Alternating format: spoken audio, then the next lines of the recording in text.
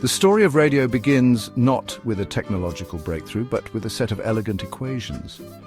In the 1860s, Scottish physicist James Clerk Maxwell formulated his groundbreaking theory of electromagnetism. Maxwell's equations, as they came to be known, proposed the existence of electromagnetic waves, invisible ripples of energy that could travel through space at the speed of light. This revolutionary concept laid the foundation for the development of wireless communication, including radio. Maxwell's theories were initially met with skepticism, as they were purely theoretical.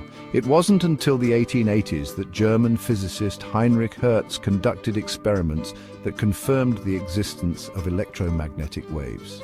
Hertz's work, building upon Maxwell's theories, demonstrated that these waves could be generated, transmitted, and detected, paving the way for the practical applications of wireless technology. The discovery of electromagnetic waves sparked a wave of excitement and innovation in the scientific community. Inventors and researchers around the world began exploring the potential of this groundbreaking technology. Among them was a young Italian inventor named Guglielmo Marconi, who would play a pivotal role in transforming radio from a scientific curiosity into a powerful communication medium. While James Clerk Maxwell provided the theoretical framework for understanding electromagnetic waves, it was Heinrich Hertz who brought them into the realm of empirical observation.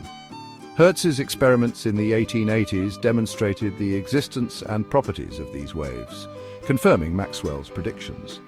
Using a spark gap transmitter and a loop antenna as a receiver, Hertz successfully generated and detected electromagnetic waves, proving that they could travel through space wirelessly. Hertz's groundbreaking experiments not only validated Maxwell's theories, but also ignited the imagination of inventors and scientists worldwide. The prospect of wireless communication, once a mere theoretical possibility, was now within reach. Hertz's work laid the groundwork for the development of radio, television, and countless other wireless technologies that would transform the world. Among those inspired by Hertz's achievements was Guglielmo Marconi, a young Italian inventor fascinated by the potential of wireless communication. Marconi, building upon the work of Maxwell and Hertz, sought to develop a practical system for transmitting messages over long distances without wires.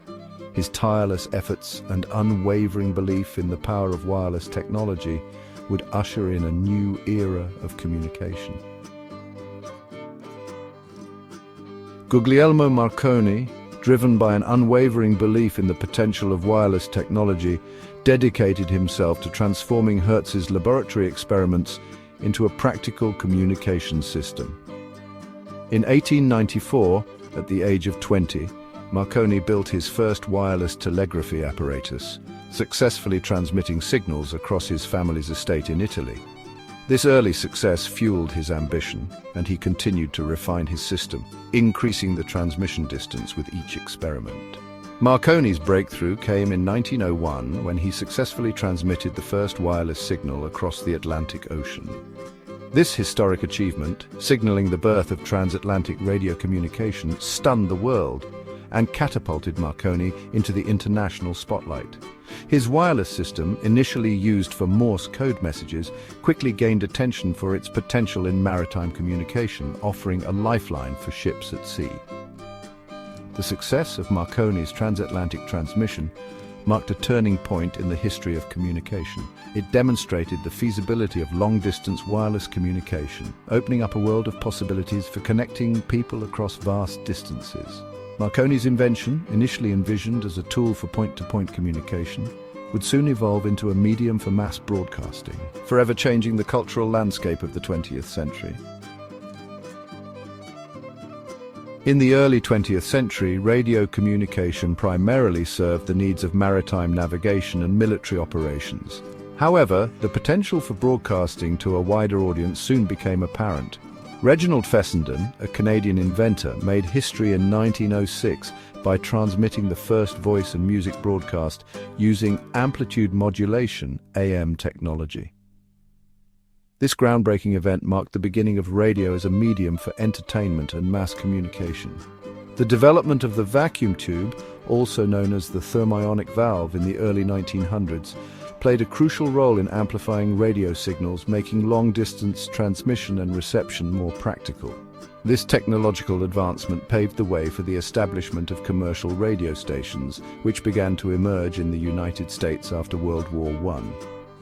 On November 2, 1920, KDKA in Pittsburgh, Pennsylvania became the first commercially licensed radio station in the United States, marking a pivotal moment in the history of broadcasting.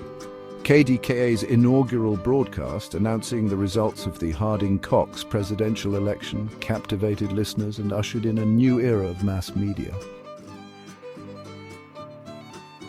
Section 5. The Golden Age of Radio Networks, News and Entertainment in the 1930s and 1940s. The 1930s witnessed the rise of radio networks, which brought together multiple stations across the country, expanding the reach and influence of radio broadcasting.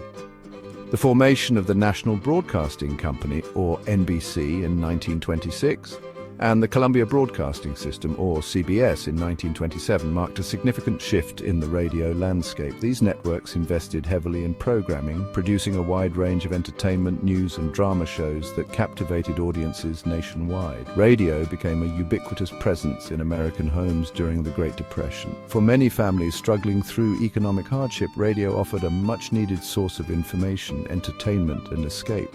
President Franklin D. Roosevelt's fireside chats, broadcast over the radio, provided comfort and reassurance to millions during this challenging time. During World War II, radio played a vital role in disseminating news and information to the public. War correspondents brought the realities of the conflict into living rooms across the nation, while government-sponsored programs promoted patriotism and support for the war effort. Radio became an essential tool for communication, propaganda, and morale boosting during this tumultuous period. Section 6. A new challenger appears: radio's adaptation to the television era. The arrival of television in the late 1940s presented a significant challenge to radio's dominance as a mass medium. Television, with its ability to combine sound and moving pictures, quickly captured the attention of audiences, leading to a decline in radio listenership. However, radio proved to be a resilient medium, adapting to the changing media landscape by focusing on its strengths. One of radio's key advantages was its portability and immediacy. Unlike television, which required viewers to be stationary, radio could be enjoyed on the go, in cars, at work, and outdoors. This mobility allowed radio to maintain its relevance in people's lives, even as television gained popularity. Radio also adapted by focusing on specialized programming, catering to specific interests and demographics. Music radio, with its diverse formats ranging from pop to jazz to country, emerged as a dominant force in the industry. Talk radio, featuring news, commentary and call-in shows, also gained a loyal following. Section 7. The FM revolution: high fidelity and specialized programming. The development of frequency modulation, or FM radio, in the 1930s by American inventor Edwin Armstrong offered a significant improvement in sound quality over traditional AM radio. FM radio, with its wider bandwidth, provided higher fidelity sound reproduction, capturing a greater range of frequencies and nuances in music. However, it wasn't until the 1960s and 70s that FM radio gained widespread popularity.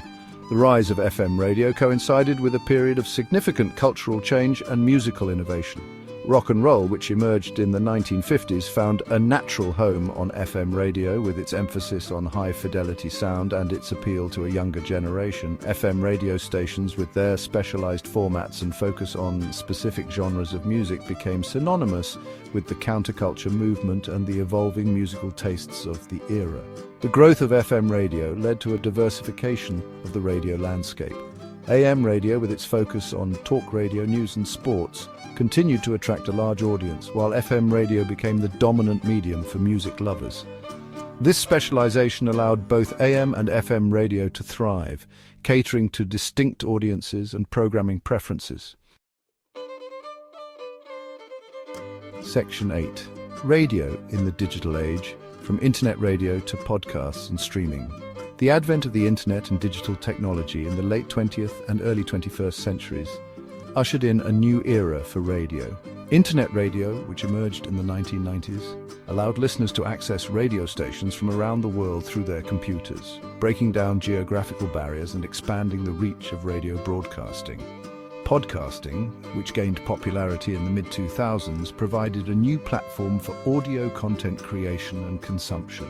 Podcasts, essentially on-demand audio programs, covered a wide range of topics, from news and comedy to education and storytelling.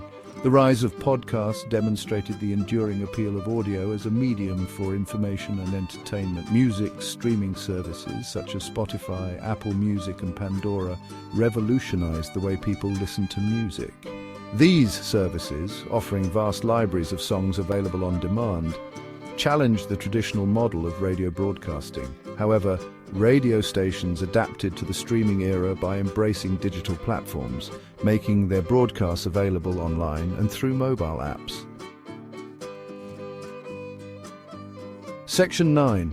The enduring legacy of radio, a dynamic medium in the 21st century. Despite the emergence of new media technologies, radio continues to thrive in the 21st century. Its ability to adapt to changing listening habits, embrace digital platforms, and provide a diverse range of content has ensured its relevance in the digital age. Radio remains a powerful medium for news, information, entertainment, and companionship. In an era of information overload and constant digital stimulation, radio offers a unique form of connection and intimacy. Its ability to reach people directly, whether they're at home, at work, or on the move, makes it a powerful tool for communication and community building. As we look to the future, radio will undoubtedly continue to evolve, embracing new technologies and finding innovative ways to engage listeners. From traditional terrestrial broadcasts to online streaming and podcasts, radio's enduring legacy as a dynamic and adaptable medium is secure.